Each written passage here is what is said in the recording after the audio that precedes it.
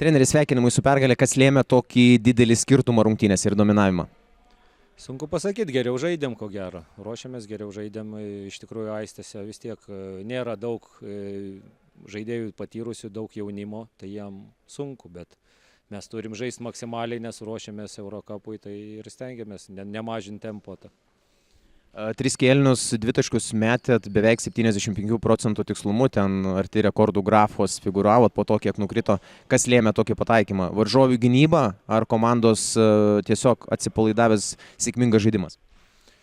Čia gal tas ir tas iš tikrųjų, nesunku pasakyti, taip sako, kaip leidžia gynyba, taip tu žaidi, bet nebuvo taip jau, kad visiškai nesidengė gynės ir pakeltos rankos buvo, paprasčiausiai geriau pataikėm.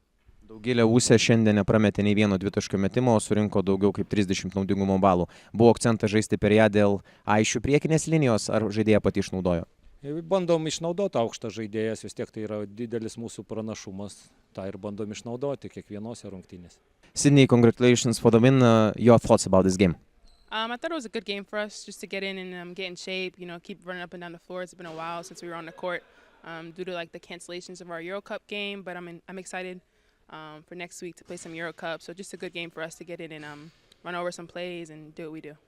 How do you feel yourself here in Lithuania, in Vilnius club?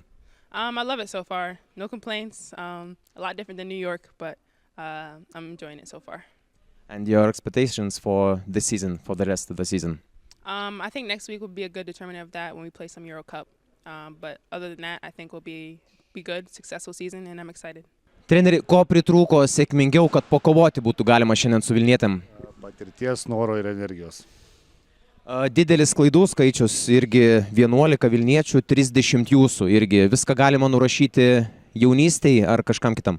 Patirčiai labiausiai ir galima nurašyti, šiaip iš esmės nes tos klaidos, nežinojimas ką daryti, pasimetimas, iš esmės varžybinis stresas, tas labiausiai kiša koją ir dar tas toksai, gal, kaip pasakysiu, nekovojimas. 2 jaunos ukrainietės, kurios prisijungusios prie jūsų visai neseniai, atrodo, kol kas labai sunkiai savo vietą randa aikštelį, irgi kaip galim pakomentuoti. Joms ir per treniruotės yra sunku kol kas, tai paprasčiausiai pabandėm dar čia šiandieną ir norėjom pamatyti, kaip atrodo.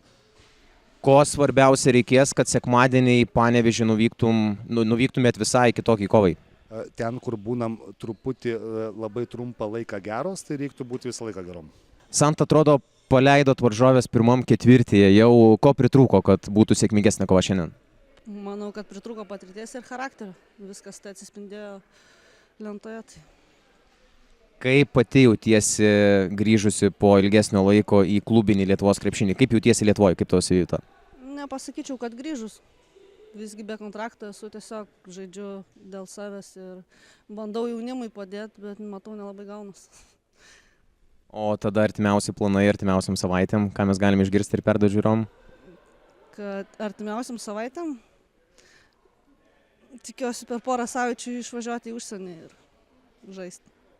Ko reikės komandai, kad sekmadienį sėkmingiau sukovotų Panevėžį?